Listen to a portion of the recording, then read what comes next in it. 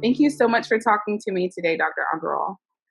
Thank you, Dr. Pearson. It's such a pleasure to be here, and I'm very excited to be talking to everyone, and I really appreciate you asking me to join your webinar. Just to let you know, I do have a daughter with autism who had very difficult eating patterns, and I have worked in Children's Hospital, and I've been working with children for the past 20 years. So delighted to be here. Thank you. That's awesome. So you're definitely bringing a wealth of knowledge and experience to our conversation today. And so we wanted to just go through a few questions that we can share with our audience and participants who will be engaging in our webinar. And so one of the first questions that we wanted to talk about is, what have you noticed over the years related to the trends in the uptick in the diagnosis of autism and how that relates to diet and nutrition? What have been some of those changes you've seen in the fields over the years?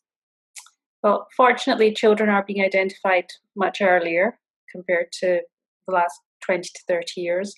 With respect to diet, unfortunately, what I am seeing is that children are becoming more sedentary, and that also there's a tendency for obesity or overweight children.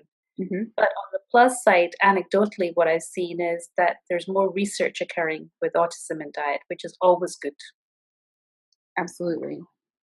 And are you seeing parents sort of being more in tune to what their children are eating and how that impacts diet and behavior in children on the spectrum? Absolutely. As with any parent with autism, without autism, Mm-hmm. parents are definitely engaged. They Awesome. want to know, they want the details. Right. So we hear quite a bit of talk in the field about specific diets, specifically gluten-free, casein-free, and dairy-free diets, and the impact that those diets might have on gut function and behavior among children with autism. Can you talk a little bit about what gluten-free, casein-free, dairy-free might look like, and from your experience in research, what the impacts of those sorts of diets might be for children and their families? Well, first of all, what I'd like to say is if you have a child with autism who already has a very restricted eating palate, then you don't want to try a diet which is going to restrict the palate even more, because chances are the child's going to suffer from deficiency in vitamins and minerals, which can have a long-term or even a short-term impact. Mm-hmm. So when we talk about dairy, casein, and gluten-free, we're talking about diets which are free of gluten, such as flour, breads, cereals, Mm-hmm.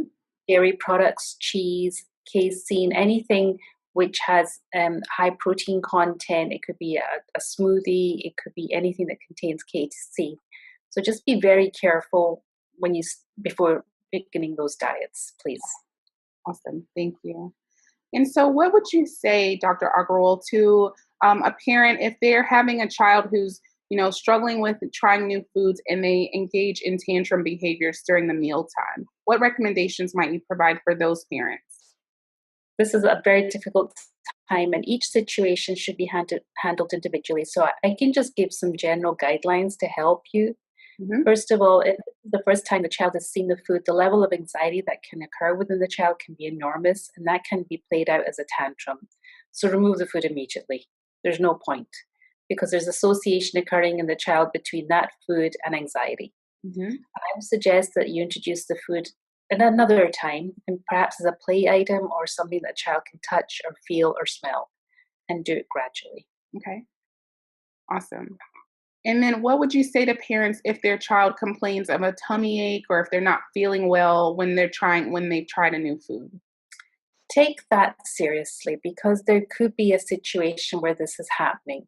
So every time this happens, and it's possible it's related to a new food, so let's not rule that out, but take them to the doctor. Just let's rule out anything like glucose intolerance or celiacs or just Mm-hmm. constipation. It could be something. So just let's rule out medical issues before we start saying, oh, every time I show my child a new food, they have a tummy ache.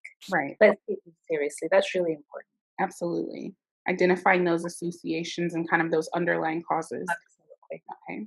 And then how would you respond to a question like this from a parent? So they say, my child only wants to eat chips, white rice, and pasta. So what do I do about this? What would be your suggestions?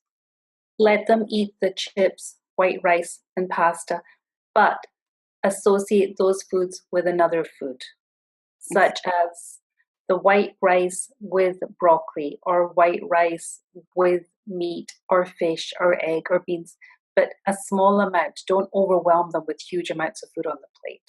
Okay. So slowly start pairing that with other more highly preferred Absolutely. nutritious foods to supplement their diet. Yes. Please don't eliminate those foods because that will cause further anxiety. Okay, that's a really important point. Thank you for sharing that. And then finally, many of our audience members are part of military families or work with young children that are part of military families. Do you have any specific suggestions that we can provide for military families who are supporting children on the spectrum? I think military families have another layer of tension or anxiety. I think I've used this word so much, Hmm. but it's so true because military families tend to move around a lot more, Right. and that means it's harder to establish patterns, and that further causes tension in a child. So it's if a military family has to move around, then try to establish a pattern within the household as quickly as possible with respect to, say, eating, sleeping, drinking. It just makes it much easier for a child to understand. Awesome. Yeah, those kind of having that the flexibility and the changes and moving are can sometimes be good in terms of working on adaptation, but also Right, building in those routines and having a level of expectation is definitely right. critical. So we really appreciate that. Those were all of the questions that I had. Were there any other things that you wanted to add? Any last pieces of advice for our audience members? Don't give up. Hmm. Uh, just be persistent and just keep trying and keep loving and just do what you're doing because you're doing a fabulous job as a parent and just continue with what you're doing. Thank you so much, Dr. Agrawal. I think that's a fabulous way to sort of wrap our brief interview here. And I think this is a great way to share with parents some strategies and some supports for being able to better support their children during mealtime and think more about how we can sort of shape those experiences for them. So I really thank you so much for your time and your contributions and collaboration on our webinar for this series around autism spectrum disorder. Thank you, Dr. Pearson.